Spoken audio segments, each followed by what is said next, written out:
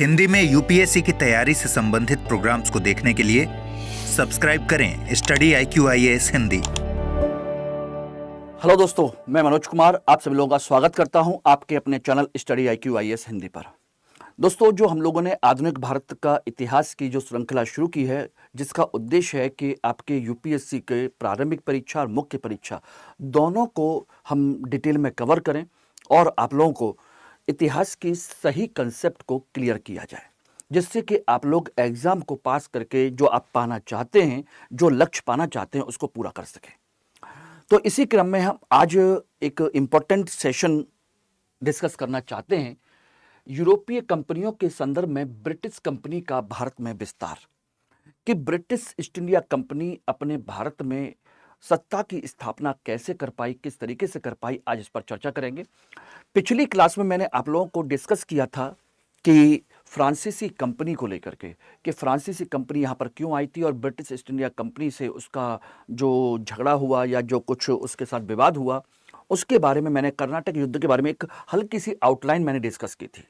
आज हम उस पर सारी चीज़ें डिटेल में चर्चा करेंगे, ब्रिटिश ईस्ट इंडिया कंपनी की पूरी पॉलिसीज़ के बारे में डिस्कस करेंगे, सारी चीज़ों के बारे में डिस्कस करेंगे, ठीक है ना। और ध्यान से सुनिएगा, आज की क्लास बहुत ही ज़्यादा कंसेप्चुअल, बहुत ही ज़्यादा कहा जाए कि इम्पॉर्टेंट आपके लिए होने वाली है। इसलिए सभी लोग जल्द से जल्द इस क्लास को अच्छे से देखें, समझें और अपने कंसेप्ट को क्लियर करें। ओके, ध्यान रखिएगा।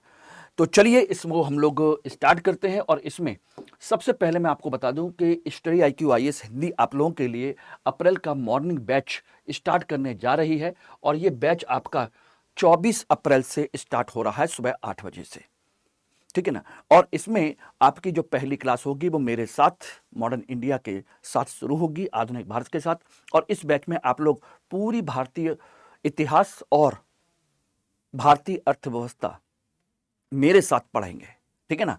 तो अगर चाहते हैं कि मेरे साथ प्रॉपर गाइडेंस में रह करके पूरी तैयारी करें तो आप इस बैच को ज्वाइन कर सकते हैं MK लाइव कोड के साथ में मात्र 31,999 रुपए में, जिसमें आपको सारी क्लासेस रिकॉर्डेड, लाइव, मेंटरशिप, आपकी टेस्ट सीरीज, प्री मेंस का रेजिडेंशियल प्रोग्राम, पूरी बुक्स का सिलेक्शन का जो किट है वो पूरा का पूरा आपको सब कुछ मिलेगा।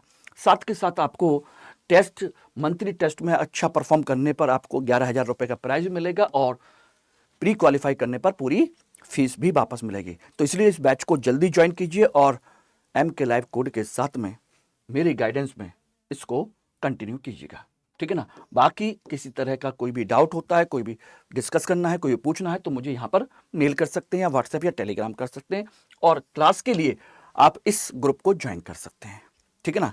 ये रहा, या इस नाम से या इस नाम से, दोनों बात एक ही है, टेलीग्राम ग्रुप है। ओके, चलिए बात आती है ब्रिटिश ईस्ट इंडिया कंपनी की नीतियां। आप कहोगे sir British East India company ही क्यों? ये तो मैंने एक नाम लिख दिया है, एक मैंने केवल नाम लिखा है। अब मैं यहां पर आप लोगों को एक डिस्कस करना चाहता हूं। पहली बात तो ये ध्यान रखिएगा, जो यहां पर आई थी एक कंपनी है, व्यापार करने के लिए आने वाली क्या है, एक कंपनी। तो ध्यान रखिएगा, कंपनी का, किसी भी कंपनी का मूल उद्देश्य क्या होता है, मूल उद्देश्य क्या होता है, ध्यान रखिएगा दोस्तों। किसी भी कंपनी का आप बनाए या कोई भी बनाए, उस कंपनी का मूल उद्देश्य होता है लाभ कमाना।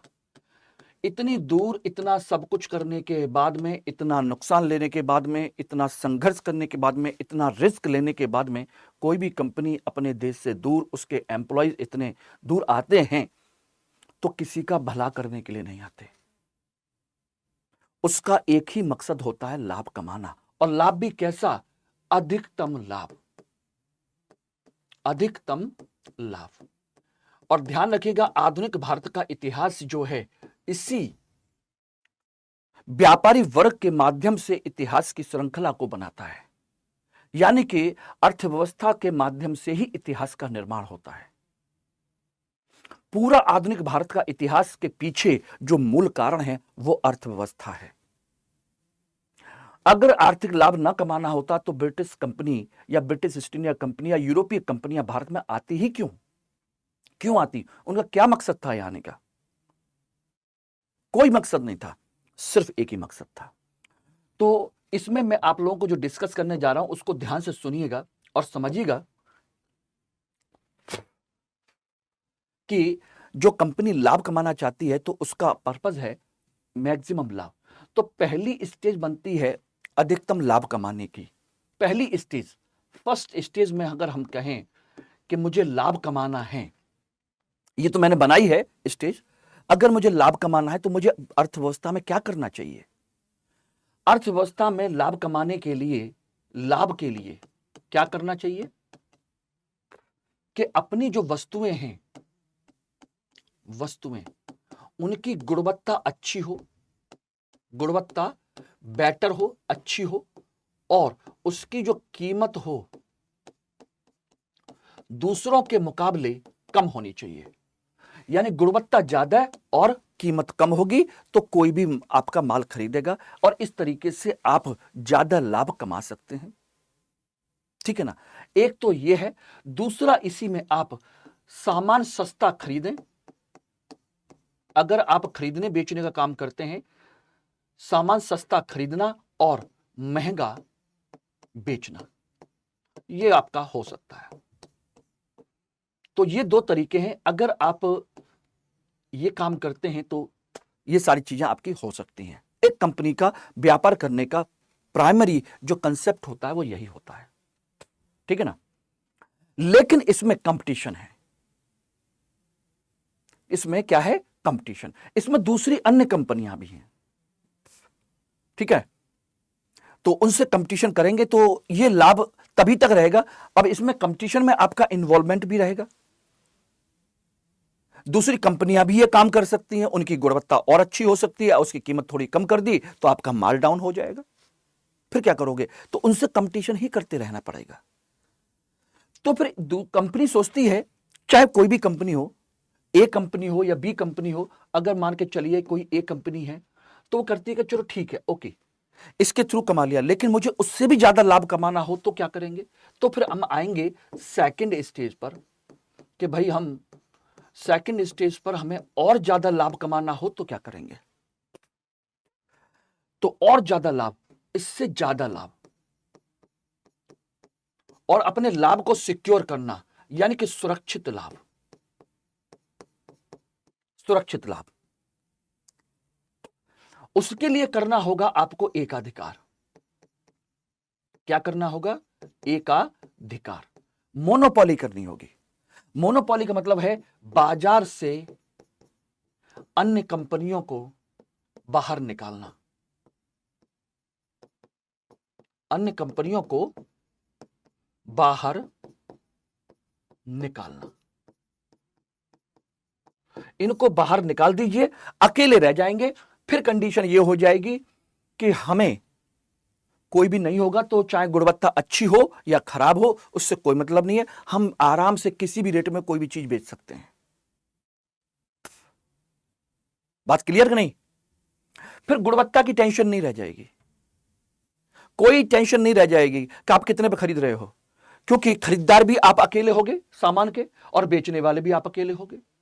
तो मनमाने रेट पर खरीदोगे, मनमाने रेट पर बेचोगे। क्वालिटी उसकी बहुत अच्छी हो या बहुत खराब हो, आप कीमत जो चाहो रखोगे, क्योंकि खरीदना है तो आपसे ही लेना है, क्योंकि आपके अलावा मार्केट में कोई नहीं है। अब आप समझ गए?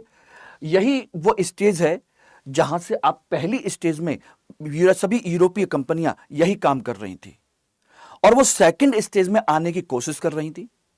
और यही वजह है कि सेकंड स्टेज में उन्होंने कंपटीशन स्टार्ट कर दिया। चाहे वो डच कंपनी हो, चाहे पुर्तगाली कंपनी हो, चाहे ब्रिटिश कंपनी हो, डेनिश कंपनी हो या फ्रांसीसी कंपनी हो, इनमें जो पावरफुल कंपनियां थी वो यही कोशिश करने लगी कि भाई इनको हटाओ और हम अपने भारत के व्यापार पर एकाधिकार करेंगे, भारत से सस्ते सस्ता खरीदेंगे और महंगे से महंगा बेचेंगे। और यह तभी हो सकता है जब उनका एकाधिकार हो जाए। और यही वजह है कि इसी वजह से उनके बीच में क्या हुआ? संघर्ष।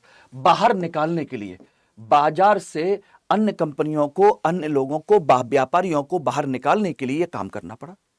चलो मान लिया कि अब एकाधिकार हो गया, तो अब क्या करोगे? अब क्या इससे ज्यादा भी आप और लाभ कमा सकते हो? तो कंपनी ने प्लान किया कि नहीं यार, हम इससे भी ज्यादा लाभ कमा सकते हैं और इससे ज्यादा लाभ कमाने की जरूरत है। तो उसने थर्ड स्टेज के कंसेप्ट को अपनाया, और अधिक लाभ। यह लालच है, और अधिक लाभ का कंसेप्ट। और अधिक लाभ, यहां लाभ, यहां ज्यादा लाभ, और ज्यादा लाभ, मैक्सिमम। वो तो फिर और अधिक लाभ तो एक ही तरीके से हो सकता है कि भाई जहां से जो सामान खरीदते हो मुफ्त में ले लो। यही एक तरीका है। बल्कि मुफ्त में ही ना लो, बल्कि उसकी जेब से पैसा भी निकाल के ले आओ, यानी उसके घर को लूट लो, उसका माल भी ले लो मुफ्त में, उसका पैसा भी लूट लो, सब कुछ लूट लो, तो ही यह हो सकता है। अदरवाइज और कोई तरीका नहीं है। तो इसका मतलब क्या करेंगे? इसमें फिर यही है कि एकाधिकार से बढ़कर के और ज्यादा क्या हो सकता है? सत्ता पर नियंत्रण और उसके माध्यम से शोषण। शोषण करना, शोषण यानी कि माल मुफ्त में लेना, माल एक प्रकार से मुफ्त में लेना, और उससे सोचिएगा और क्या करना, और उसका शोषण भी करना, शोषण भी, और अपनी जेब से कुछ ना लगाना। अब कहोगे ऐसा कैसे? अब तक तो कंडीशन ये थी कि इसमें यूरोपीय कंपनियां अपने देश से पैसा लाती हैं, यहां से माल खरीद के लेके जाती हैं, कंपटीशन करती हैं, बेचती हैं। यहां पर एकाधिकार हो गया, चलो ठीक है। एकाधिकार होने के बावजूद भी बाकी अन्य कंपनियां हट गई, अकेली ब्रिटिश ईस्ट इंडिया कंपनी रह गई। लेकिन लेके तो वो अभी भी आ रही है अपने देश से पैसा, और आपसे माल खरीद के लेके जा रही है, लेकिन कम ही दे रही है, लेकिन ले तो रही है ना। आपको पैसा कम दे रही है, आपका सस्ते सस्ता माल खरीद रही है, लेकिन कुछ ना कुछ तो दे रही है ना आपको, ठीक है ना। थर्ड स्टेज में तो कंडीशन यह है कि उसने लाना ही बंद कर दिया, आप पर, आपके यहां के शासकों पर कंट्रोल कर लिया, और आपकी सत्ता पर कब्जा कर लिया, और आपकी पूरी अर्थव्यवस्था उनके कंट्रोल में आ गई। आपकी पूरी अर्थव्यवस्था उनके कंट्रोल में आ गई। अब आप लोगों से ही कर ले रही है, उसी कर से वो माल ले रही है, और बचा हुआ पैसा भी लूट करके लेके चली जा रही है। यानी कर का बचा हुआ पैसा भी लेके जा रही है, और कर में से कुछ पैसे से आपका माल भी खरीद रही है। तो दोनों तरीके से लेके जा रही है। सोचिएगा, अगर ब्रिटिश ईस्ट इंडिया कंपनी ने भारत पर कब्जा कर लिया और 1 करोड़ रुपया उसने यहां से टैक्स का लिया, उस 1 करोड़ रुपए में से 60 लाख रुपए का आपसे माल खरीद लिया, और वो भी सस्ते सस्ता, वो लेके चली गई, और 40 लाख रुपया जो बचा हुआ है वो भी लेकर के चली गई। लाई क्या वो कंपनी वहां से? बोले कुछ नहीं। तो 40 लाख रुपया भी इंग्लैंड चला गया, 60 लाख रुपए का माल चला गया, ठीक है ना। कंपनी का क्या लगा? बोले कुछ नहीं। बोले 100% प्रॉफिट? नहीं, इट्स नॉट द 100%, बल्कि उससे कहीं ज्यादा पैसा इंग्लैंड जा रहा है, या किसी भी कंपनी के घर में जा रहा है। अब वो कैसे जा रहा है सुनिए। जो 60 लाख रुपए का माल यहां से लिया, उसको यूरोप के बाजार में कितने में बेचा? 10 गुना ज्यादा कीमत पर बेच दिया। सोचिए, 6 करोड़ का बेच दिया। मैं कहता हूं कि दुगनी कीमत पर बेच दिया। 60 लाख का माल 1 करोड़ 20 लाख में बेच दिया। तो वो 1 करोड़ 20 लाख भी इंग्लैंड में ही छोड़ दिया, वहां से लाए कुछ नहीं। यानी कि माल की कीमत भी गई और माल का मुनाफा भी गया, दोनों चीजें चली गई वहां। यह है मैक्सिमम प्रॉफिट, हाईएस्ट लेवल का प्रॉफिट यह है। और ये अलग अलग स्टेज आई हैं। इसका मतलब क्या हुआ? कंपनी ने भारत पर जो कब्जा किया, ब्रिटिश ईस्ट इंडिया कंपनी ने, वो अनजाने में कब्जा नहीं कर लिया, बल्कि बाकायदा उसकी अपनी एक पॉलिसी थी, अपना एक कंसेप्ट था। उम्मीद करता हूं कि आपको ये टॉपिक, ये कंसेप्ट समझ में आ गया होगा कि कैसे कैसे क्या होता है और कंपनियों ने क्या क्या किया था। अब इसी को मैं थोड़ा सा और एक्सप्लेन करता हूं कि उसने यहां पर क्या क्या पॉलिसीज अपनाई, किस तरीके से अपनाई और कब कब अपनाई, देखेंगे तो यहां पर है ब्रिटिश ईस्ट इंडिया कंपनी की पॉलिसीज। इनमें से ब्रिटिश ईस्ट इंडिया कंपनी ही सफल रही थी, वो भी मैं बताऊंगा कि क्यों और कैसे रही थी, उसको समझ लीजिएगा। देखिए, ब्रिटिश ईस्ट इंडिया कंपनी आपकी सन 1600 में बनी थी और 1608 में यहां पर आई थी, और यहां से लेकर के 1757 तक उसका अपना एक अलग चरण रहा था, एक अलग फेज रहा था। 1757 से लेकर के आपके 1813 तक उसकी अलग नीति रही, एक अलग चरण रहा। 1813 से लेकर के 1857 तक यह पीरियड अलग रहा। यह तो है ब्रिटिश ईस्ट इंडिया कंपनी का पीरियड, ठीक है ना। और उसके बाद में भारत में ब्रिटिश ईस्ट इंडिया कंपनी तो नहीं रह गई, लेकिन बाकी अन्य कंपनियां, बाकी अन्य चीजें यहां पर भी थी। 1857 से लेकर के 1947 तक ब्रिटिश सत्ता तो रही थी। तो ये 4 स्टेज आपकी बनती हैं, first stage, second, third and fourth. ये 4 स्टेज हैं ब्रिटिश ईस्ट इंडिया कंपनी के भारत में अपनी सत्ता स्थापित करने के या अपने मोनोपोली स्थापित करने के उसके चरण। इस पीरियड में देखेंगे तो बिल्कुल सिंपल सा समझिए कि इस पीरियड में ब्रिटिश ईस्ट इंडिया कंपनी क्या करती है, एक व्यापारी के तौर पर यहां पर काम करती है। व्यापारी के तौर पर वो अपने यूरोप से यहां पर धन लाती है, धन इंडिया में लेकर के आई। ये भारत है और भारत से उस पैसे से उसने माल खरीदा, माल खरीदा, ठीक है ना, उस पैसे से। और खरीदने के बाद उस माल को लेकर के चली गई, माल लेकर के चली गई। अब वो जितने में भी बेचे हमें कोई परेशानी नहीं, हमारे यहां तो माल बिका, हमारे यहां माल बना। और ये अकेली कंपनी नहीं है, अकेले ये कंपनी नहीं है, बल्कि आपकी इस पीरियड में बाकी अन्य कंपनियां भी हैं। और इसीलिए इस पीरियड में ध्यान दीजिएगा, ज्यादा से ज्यादा लाभ कमाने के लिए कंपनियों में इस पीरियड में ध्यान रखिएगा क्या हुआ था, कंपनियों में संघर्ष हुआ, कंपनियों में संघर्ष। और किसको लेकर के, एकाधिकार को लेकर के लिए, एकाधिकार के लिए संघर्ष स्टार्ट हुआ। पुर्तगाली कंपनी से उन्होंने वैवाहिक संबंध बना लिए, डेनिश कंपनी को खरीद लिया। हालांकि खरीदा तो 1845 में जाकर के, लेकिन डेनिश कंपनी कोई खास नहीं थी। इसी पीरियड में उन्होंने लगभग 1 से 2 साल बाद, अब कहोगे 1757 क्यों, बताऊंगा मैं। 2 साल बाद ही सोचिएगा, उन्होंने बेदारा के युद्ध में डच कंपनी को और 60 में फ्रांसीसी कंपनी को, इनको कमजोर करके छोड़ दिया बांडीवास के युद्ध में। 1757 किस लिए, क्योंकि यह प्लासी का युद्ध था, और प्लासी के युद्ध के माध्यम से ब्रिटिश कंपनी ने बंगाल के राज्य में अपना एक पैर जमा दिया, बंगाल पर इनडायरेक्ट कंट्रोल कर लिया। वहां के नवाब को बनाने और हटाने का कंसेप्ट इनके हाथ में आ गया और उनसे वो पैसा लूटने लगे, उनसे वो पैसा लूटना शुरू कर दिया। तो ये एक कंसेप्ट यहां पर हुआ, इसलिए यहां पर चीजें हैं।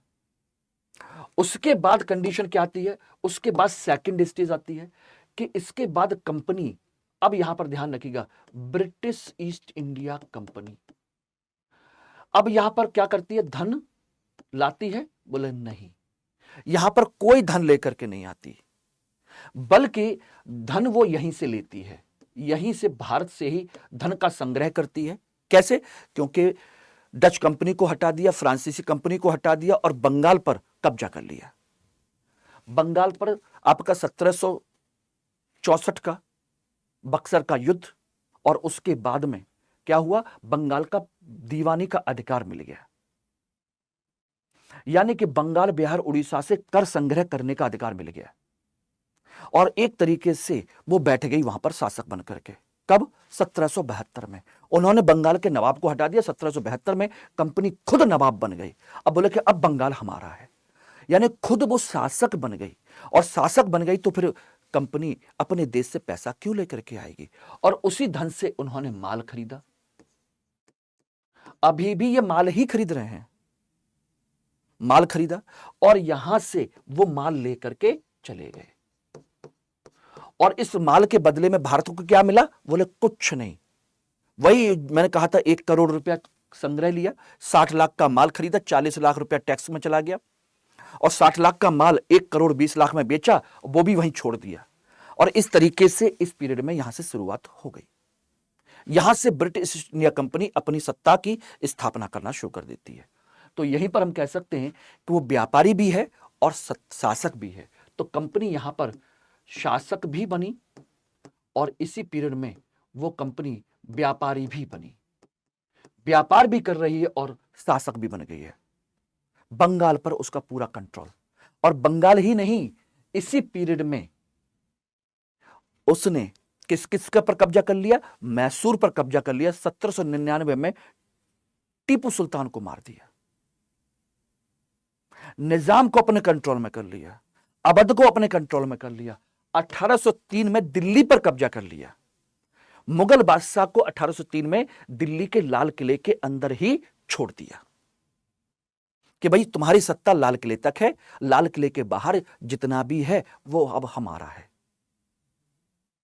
वो अब हमारा है। केवल मराठे बचे थे, पंजाब के सिख बचे हुए थे। अब सोचिए, लगभग आधे से ज्यादा भारत इनके कब्जे में है। तो सोचिएगा, पैसा भी और माल भी दोनों हमारा चला गया। ये रहा। अब उसके बाद में तीसरी स्टेज आती है कि भाई ये तो हो गया, अब और क्या करें? भाई पैसा भी ले रहे हैं, माल भी ले रहे हैं, अब क्या किया जाए? अब इसके बाद में सिचुएशन अकेले ब्रिटिश ईस्ट इंडिया कंपनी की नहीं रहती। जब इसके पास इतना पैसा आने लगा तो यूरोप की अन्य कंपनियां भी, ब्रिटेन की अन्य कंपनियां भी इस लालच को देखने लगी। साथ के साथ इस पैसे से जो वहां पर चला गया, इसकी वजह से इंग्लैंड में औद्योगिक क्रांति हो गई। वहां पर बड़ी बड़ी इंडस्ट्रीज लगने लगी, वहां बड़े बड़े पूंजीपति, बड़े बड़े बिजनेसमैन खड़े होने लगे। वो सब के सब वहां पर खड़े होना शुरू हो गए। अब आप खुद सोचिएगा, ऐसी कंडीशन में अब क्या होगा? अब यहां पर सोचिएगा, इस पीरियड में ध्यान से सुनना क्या होता है। यहां पर अब एक कंपनी नहीं आती है, अब आपकी कंपनियां आती हैं, कंपनियां आती हैं। एक कंपनी नहीं है, कई सारी कंपनियां आती हैं और अपने साथ लाती हैं अपना विनिर्मित माल, विनिर्मित माल लाती हैं। यानी कि अब भारत को और ज्यादा लूटने का काम करती है, अपना माल यहां पर बेचती हैं। विनिर्मित माल की यहां पर क्या करती हैं? बिक्री। यानी कि इंग्लैंड का माल यहां बेचा जाएगा, बाकी ये जो लूट रही है वो तो रहेगा ही रहेगा। यानी कि यहां से धन तो ले ही रहे हैं, यहां से अब माल नहीं लिया जाएगा, बल्कि क्या लिया जाएगा? कच्चा माल। बोले बना माल नहीं चाहिए, अब केवल कच्चा माल। धन भी, और धन भी किसका? टैक्स का तो है ही है, साथ के साथ इनका जो बना हुआ माल इंग्लैंड से आ रहा है, उनकी इंडस्ट्रीज का, वो भारत में बेचा जा रहा है, उसका भी पैसा, टैक्स का भी पैसा, सब कुछ मिला लीजिए। और यहां से केवल कच्चा माल खरीदना है और दोनों चीजें यहां से चली जाती हैं। यानी कि धन भी जाता है और कच्चा माल भी जाता है, कच्चा माल भी। अब सोचिए, अब उनके घर में फैक्ट्री लग गई, अब वो अपना माल हमको बेच रहे हैं और हमको लूट रहे हैं, हर तरीके से लूट रहे हैं। ये स्टेज है। और जब लूट करके इस लेवल पर खड़ा कर दिया कि अब हमारे पास विद्रोह करने के अलावा कोई ऑप्शन नहीं बचा, कि मरना है तो मरना है। अब ऐसे मरने से क्या ही फायदा है?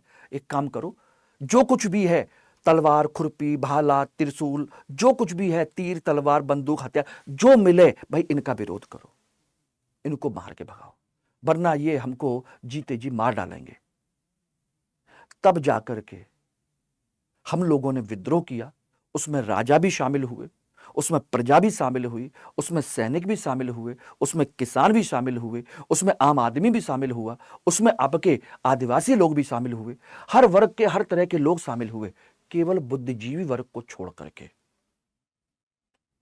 केवल बुद्धिजीवी और कुछ एक लोगों को छोड़ दिया जाए तो अधिकांश वर्ग के लोग इस तरह के विद्रोह में शामिल हुआ। सबने अपने अपने तरीके से इनके शोषण का विरोध किया, क्योंकि शोषण अति उच्च स्तर पर पहुंच चुका था। तब फिर क्या हुआ? उसके बाद यहां पर कंपनी का शासन खत्म कर दिया गया और यहां पर शुरू हुआ आपका कौन सा? यहां पर शुरू हुआ महारानी का शासन। महारानी का शासन शुरू हुआ, ठीक है ना। बाकी ये जो प्रक्रिया है ये तो एज इट इज चल रही है। शासन बदल गए, कंपनियां अभी भी काम कर रही हैं, उनका विनिर्मित माल आ रहा है, माल ये आ रहा है, ठीक है ना। वो यहां से धन का संग्रह कर रही हैं, ये भी सही है। यहां से वो कच्चा माल ले रहे हैं, ये भी सही है।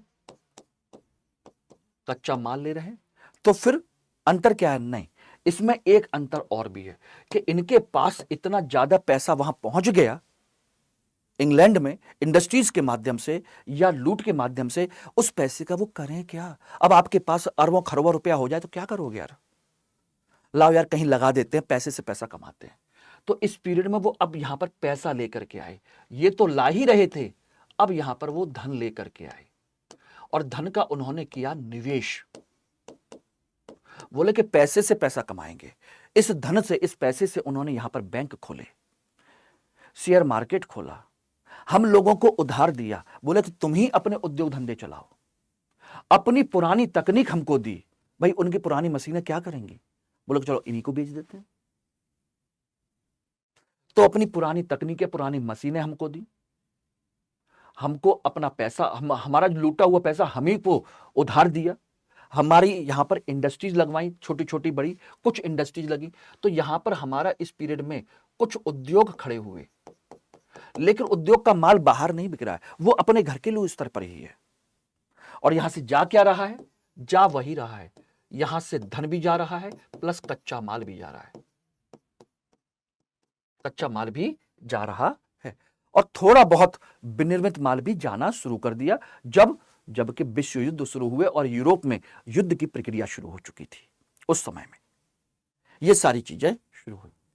अब बताइए, भारत में ब्रिटिश ईस्ट इंडिया कंपनी का जो एक चरण है, किस किस तरीके से इन्होंने यहां पर अपनी सत्ता की स्थापना की, अपना क्या कंसेप्ट बदला, यह इतिहास आपको समझ में आया कि नहीं आया? कैसे एक कंपनी अपनी लाभ को अधिकतम करना चाहती है, किस तरीके से करना चाहती है, यहां पर किस तरीके से उन्होंने अपने सत्ता को स्थापित करने का प्रयास किया। इसी पीरियड में उन्होंने, सोचिए, भारत के साम्राज्य को जीता। इस पीरियड में जो पहला चरण है, इस पीरियड में उन्होंने कोशिश की कि यूरोप की कंपनियों को बाहर निकाल दिया जाए अपने देश की। और दूसरे चरण में अब इसकी जरूरत क्यों पड़ी, उसको भी समझ लीजिए। उसकी जरूरत दोस्तों इसलिए पड़ी थी कि भाई विदेशी कंपनियों को तो निकाल सकते हो, भारत के व्यापारियों को भारत के व्यापार से कैसे निकालोगे? ब्रिटिश ईस्ट इंडिया कंपनी ने यूरोपीय कंपनियों को निकाल दिया, अब भारत के व्यापारी रह गए हैं, अब उनसे क्या करोगे? अब उनको कंट्रोल करने के लिए अब क्या करना पड़ेगा? एक ही तरीका है कि भाई यहां के शासक को अपने कब्जे में ले लो, और शासक को जब अपने कब्जे में ले लोगे तो उसके माध्यम से अपने लिए छूट ले लोगे और भारतीय व्यापारियों के लिए छूट नहीं लेने दोगे, तो उनके लिए सस्ता माल पड़ जाएगा। अब समझ में आ गया? आपके जो फर्रुखसियर से शाही फरमान जारी करवाया था कि 3,000 रुपए के बदले में मुक्त व्यापार की छूट जो मिली थी बंगाल, बिहार, उड़ीसा से, 10,000 रुपए में सूरत से, गोलकुंडा से 3,000 रुपए में, ये जो छूटें मिल रही थीं वो क्या थी कि भाई भारतीय व्यापारी अपना टैक्स देंगे, लेकिन ब्रिटिश कंपनी अपने माल पर टैक्स नहीं देगी। केवल इकट्ठा उसने पैसा दे दिया बस, और ये छूट भारतीय व्यापारियों के लिए नहीं थी। और जब इस छूट का इन्होंने दुरुपयोग किया, तब जाकर के मीर कासिम ने बंगाल में सबको छूट दे दी कि भाई भारतीय व्यापारियों को भी छूट मिल रही है, जिसका ब्रिटिश कंपनी ने बड़ा विरोध किया था बक्सर के युद्ध से पहले। तो उन्होंने कहा कि जो छूट हमको मिल रही है केवल हम ही को मिलनी चाहिए, बाकी किसी को नहीं मिलनी चाहिए। तो मीर कासिम ने कहा था कि भाई मेरी जनता है, मेरी प्रजा है, मैं चाहे कुछ भी करूं और मैं राजा हूं। बोले कि नहीं, हमने बनाया है तो हम ही तुम्हें हटा सकते हैं। तो कंडीशन ये हो गई कि सोचिएगा, मीर कासिम से, वहां के नवाब से लड़ने के लिए कंपनी तैयार, और युद्ध हुआ बक्सर का और कंपनी जीती, केवल अपने व्यापार के हितों को कंट्रोल करने के लिए, व्यापार के हितों के लिए। वो किसी भी स्तर पर उन्होंने सोच लिया था कि अब हमें नवाब नहीं बनाने, इन पर कंट्रोल करके हम खुद अपनी सत्ता बनाएंगे। और इसीलिए इस पीरियड में वो खुद शासक बने। यही वजह थी उनकी। बोले कि इस चरण में विदेशी व्यापारियों को निकालना, और इस चरण में उन्होंने भारतीय व्यापारियों को भारत के व्यापार से बाहर कर दिया और पूरे भारत के व्यापार पर अपना कंट्रोल कर लिया। तो यह है पूरी कहानी। और इसको करने के लिए सोचिए, जितने भी अब इस सोचिए इसी काम को करने के लिए उन्होंने क्या किया, भारत के राज्यों पर अपना कंट्रोल किया। इसलिए एक एक करके पहले बंगाल को जीता, फिर मैसूर को जीता, फिर मराठाओं को जीता, फिर पंजाब को जीता। और ये सभी चारों राज्य मैं आपको पढ़ाऊंगा। मैंने कहा भी था कि इन सभी राज्यों को एक एक करके हम लोग पढ़ेंगे और अच्छे तरीके से पढ़ेंगे। इज दैट क्लियर है? समझ में आ गया ना? कहानी अच्छी लगी? और इसी पीरियड में जब शासक बन गए तो फिर उन्होंने अपनी नीतियां लागू की। यहीं पर वो आर्थिक स्तर पर अपनी भू राजस्व नीति लागू करते हैं, ठीक है ना, जिससे कि वो ज्यादा से ज्यादा यहां से धन कमा सके। यहीं से वो धन का पलायन करने की कोशिश करते हैं, क्योंकि माल जा रहा है, पैसा भी जा रहा है, माल भी जा रहा है, धन का पलायन भी करते हैं। इसी पीरियड में वो कृषि के वाणिज्यीकरण को बढ़ावा देते हैं, यहां पर देखेंगे, वे औद्योगिकरण को बढ़ावा देते हैं। इसी वजह से जब सब लूट के ले जाते तो भारत में अकाल भी पड़ते हैं। इस तरीके से धीरे धीरे वो सारी चीजें, इसी काम को करने के लिए वो भारत में क्या करते हैं, सोचना, सामाजिक धार्मिक सुधार नीतियों को लागू करते हैं। 1829 सती प्रथा, ठीक है ना, शिशु कन्या हत्या, ठगी प्रथा, बाल विवाह, शिक्षा, विधवा पुनर्विवाह, ऐसी गतिविधियां सामाजिक क्षेत्र में लागू करने की कोशिश करते हैं। धार्मिक स्तर पर अपने ईसाई धर्म को हम पर थोपने की कोशिश करते हैं, जिससे कि पूरे के पूरे देश को ईसाई बनाया जा सके और आराम से फिर रहेंगे यहां पर। तो सामाजिक, धार्मिक, आर्थिक और साथ के साथ राजनीतिक तो है ही है, प्रशासनिक, जब यहां पर कब्जा कर लेते हैं उसके बाद प्रशासनिक नीति लागू करना शुरू कर देते हैं कि प्रशासन में कौन कौन से व्यवस्था होनी चाहिए, कौन कौन से कानून लागू होनी चाहिए। न्यायपालिका की स्थापना करते हैं, प्रशासन की व्यवस्था करते हैं, कानून बनाते हैं, कॉर्नवालिस का कोड बनता है, कॉर्नवालिस कोड, जुडिशरी का पूरा एक सिस्टम तैयार होता है, जिससे कि भारत को प्रॉपर तरीके से अपने कंट्रोल में लेकर के उसका शोषण कर सके। ठीक है ना? अब किस किस पीरियड में कैसे कैसे होगा वो हम लोग पढ़ते चले जाएंगे, चुपचाप आराम से। होपफुली कि आपको यह समझ में आ गया होगा। एवरीवन क्लियर है ना? और इसमें मेरा जो एक टॉपिक रह गया था वो मैं आपको बता दे रहा हूं, वो था आपका आंग्ल फ्रांसीसी कर्नाटक युद्ध के बारे में, जो मैंने आपको कहा था कि मैंने बता भी दिया था कि कैसे कैसे क्या क्या चीजें हुई थी। वो आप लोगों ने पढ़ा भी था कि भाई 3 युद्ध हुए थे, बाकी सबको तो हटा ही दिया था। ब्रिटिश कंपनी ने, आपको बता दें कि इसमें ब्रिटिश कंपनी आपकी जीत गई थी। ब्रिटिश ईस्ट इंडिया कंपनी ने पुर्तगाली कंपनी के साथ में, गाली कंपनी के साथ वैवाहिक संबंध बनाए, संबंध बना करके उसको ब्राजील भेज दिया, जो क्षेत्र रह गए बोले तो यहीं पर रहो। दूसरा, डच कंपनी 1759 बेदारा का युद्ध इसमें हरा दिया, उसको भगा दिया। उसके बाद में आपका डेनिश कंपनी ये उतनी कमजोर मजबूत थी नहीं, 1845 में इसको खरीद लिया। तो बचा कौन? केवल फ्रांसीसी कंपनी। और फ्रांसीसी कंपनी को भी लास्ट में क्या हुआ? फ्रांसीसी कंपनी को 1760 में वांडीवास के युद्ध में हराकर कमजोर कर दिया और कह दिया कि केवल व्यापार करो, बाकी और कुछ करने की आपको जरूरत नहीं है। 1760 में यह आपका कंसेप्ट हुआ और इस तरीके से ब्रिटिश ईस्ट इंडिया कंपनी पूरी तरीके से अपने क्षेत्र में यहां पर रही। अब आप समझ सकते हो, ठीक है। तो ये एक कंसेप्ट था और इसमें मैंने आपको बताया था कि कौन कौन से युद्ध आपके हुए थे। तो इसमें बताया था कौन सा युद्ध हुआ था? सैन थोमे का। इसमें कौन सा युद्ध हुआ था? बता सकते? नहीं याद आ रहा? नहीं आप लोगों को? अंबूर का युद्ध। और इसमें वांडीवास का युद्ध। इसमें संधि कौन सी हुई थी? इसमें एक्सला-सैपल की संधि हुई और इसमें पौंडीचेरी की संधि और इसमें पेरिस की संधि हुई।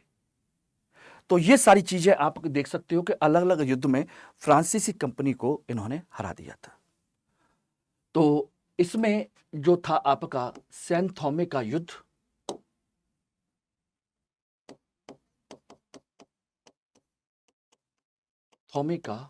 युद्ध, और आपकी एक्स-ला-सैपल की संधि,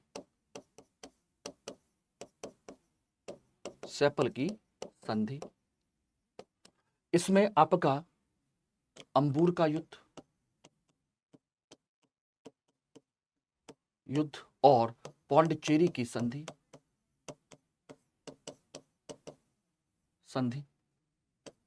ठीक है ना। और ये था आपका क्या बोलते हैं उसको वांडीवास का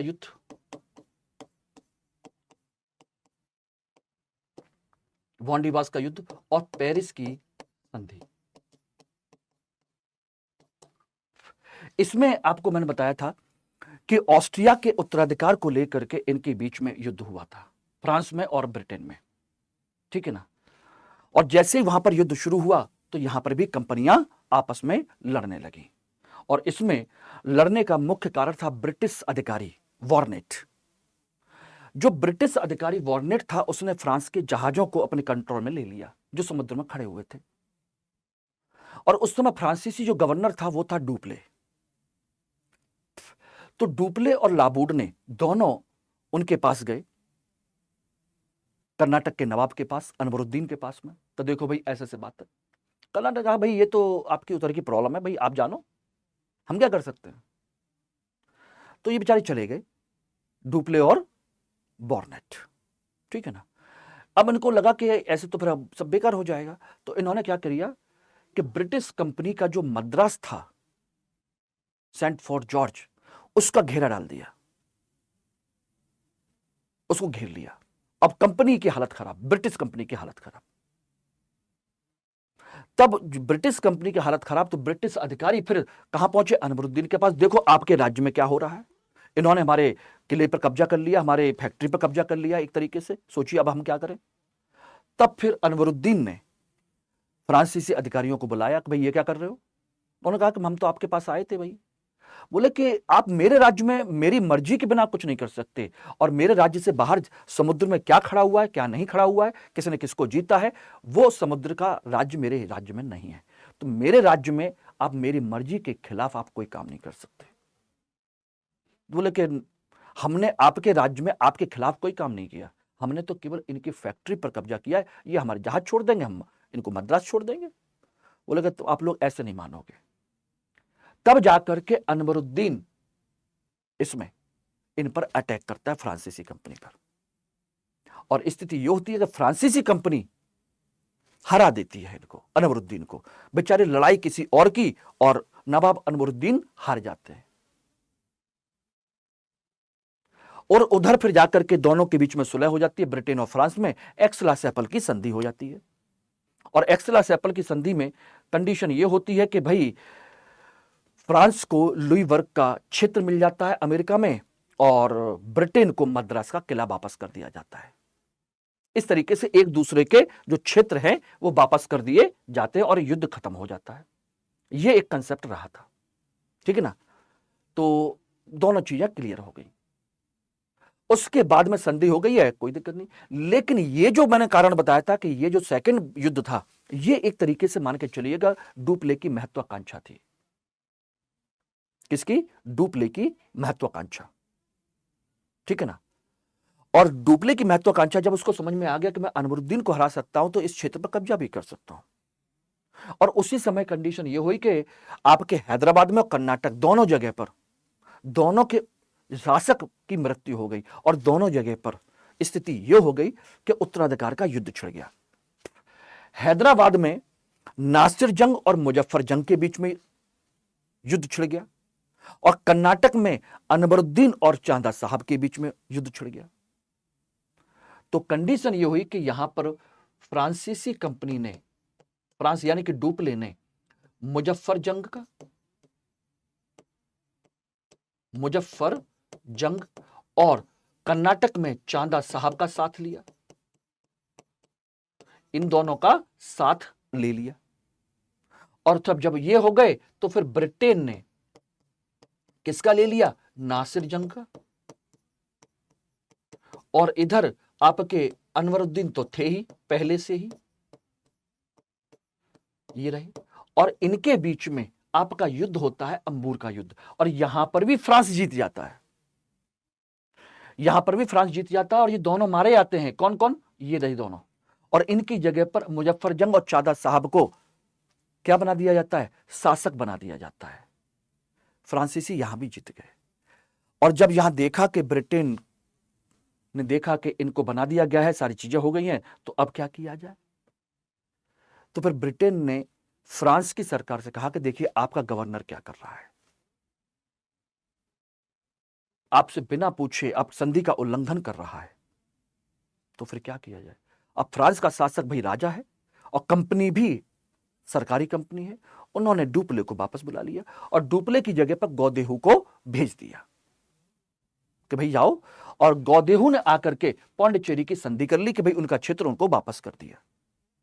और इधर सरकार ने, जो फ्रांसी सरकार ने, उन्होंने अपने संधि के उल्लंघन के मामले में डुप्ले को जेल में डलवा दिया, जाओ खत्म करो। इस तरीके से सारी चीजें खत्म हुई। और बाद में जाकर के तीसरा ब्रिटेन और फ्रांस में 56 में 2 साल बाद ही क्या शुरू हो गया? सप्तवर्षीय युद्ध शुरू हो गया। तो यहां पर उस समय था आपका फ्रांसीसी गवर्नर काउंट डी लाली और आपके यहां पर युद्ध होता है 1760 में बांडीवास का युद्ध। फ्रांस की तरफ से था काउंट डी लाली और ब्रिटिश की तरफ से था आयरकुट, चार्ल्स आयरकुट, बड़ा बेहतरीन योद्धा। और इसमें फ्रांसीसी ये हार जाते हैं, फ्रांस हार जाता है, फ्रांस हारा, ठीक है ना, 1760 में। लेकिन संधि होती है फ्रांस में कब? पेरिस की संधि 1763 में। और इस संधि के माध्यम से कंडीशन ये होती है फ्रांसीसी कंपनी को पूरी तरह से कमजोर कर दिया जाता है कि भाई आपको केवल व्यापार का अधिकार मिला है, इसके अलावा ना आप कोई किला बना सकते, ना कोई क्षेत्र कर सकते, ना किसी भारतीय राजा के यहां नौकरी कर सकते, केवल आप व्यापार कर सकते हो, बस, इसके अलावा कुछ नहीं कर सकते।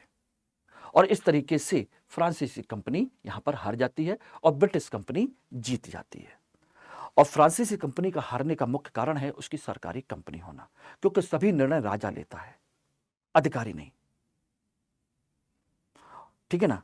और कंपनी पूरी तरीके से सरकार के ऊपर निर्भर है, उनकी आर्थिक राजनीतिक सहायता के लिए। वो करेंगे तो करेंगे, नहीं करेंगे तो नहीं करेंगे। और फ्रांसीसी सरकार में भ्रष्टाचारी बहुत था, क्योंकि फ्रांस में अकेला राजा डिसीजन नहीं लेता है, अंतरी मंत्री संतरी बहुत सारे लोग हैं, ठीक है ना। दूसरा, फ्रांसीसी कंपनी के पास में केवल पौंडीचेरी का एक क्षेत्र है, बस। जबकि ब्रिटिश ईस्ट इंडिया कंपनी के पास बंबई है, मद्रास है और आपका बंगाल का पूरा कलकत्ता पूरा क्षेत्र, 3 बड़े क्षेत्र हैं और इनके पास केवल एक पांडिचेरी। ब्रिटिश सेना इनके कंपेटिवली ज्यादा मजबूत है, नौसेना। ब्रिटिश सरकार पूरी तरीके से कंपनी के साथ है, उसको हर तरीके से सहायता देने के लिए तैयार है। क्यों? मैंने बताया था वहां का राजा है, उसके भी कंपनी के शेयर थे, ठीक है ना। तो ये कुछ प्रमुख कारण थे फ्रांसीसियों के हारने के और अंग्रेजों को जीतने के। मैं उम्मीद करता हूं कि आपको ये सारी चीजें क्लियर हो गई होंगी, ठीक है ना। अगले टॉपिक में हम बात करेंगे बंगाल को लेकर के, प्रॉपर तरीके से सारी चीजों को डिस्कस करेंगे और उसको आगे देखेंगे। और आप लोग इतिहास में मेरे साथ इसी तरीके से पढ़ने के लिए, प्यार पूर्वक कंसेप्चुअली पढ़ने के लिए मेरे साथ जुड़ना चाहते हैं और चाहते हैं कि 300 प्लस नंबर ला करके प्रॉपर आईएएस की रैंक हासिल करें, तो इतिहास ही एकमात्र विषय है जो आपको 300 प्लस नंबर आपको आसानी से दे सकता है। कहानी के तौर पर पढ़ सकते हो मेरे साथ में। और ये बैच आपका 30 अप्रैल से शुरू हो रहा है, नया बैच दोपहर में 1 बजे। और MK लाइव कोड यूज करने पर आपको बैच मिल जाएगा मात्र 14,999 रुपए में। कंप्लीट 6 महीने का कोर्स, सब कुछ आपको कराया मिलेगा। लाइव क्लासेस, टेस्ट सीरीज और मटेरियल और सब आंसर राइटिंग वगैरह सब कुछ इसमें इंक्लूड है, ठीक है ना। आपको कुछ करने की जरूरत नहीं है, ठीक। बाकी ये मेरा कॉन्टैक्ट डिटेल है, जहां पर आप मुझे कनेक्ट कर सकते हैं और ये बारकोड है टेलीग्राम का, इस ग्रुप को जरूर ज्वाइन कर लीजिएगा, ठीक है। Thank you very much. Hindi में यूपीएससी की तैयारी से संबंधित प्रोग्राम्स को देखने के लिए सब्सक्राइब करें स्टडी IQ IAS हिंदी।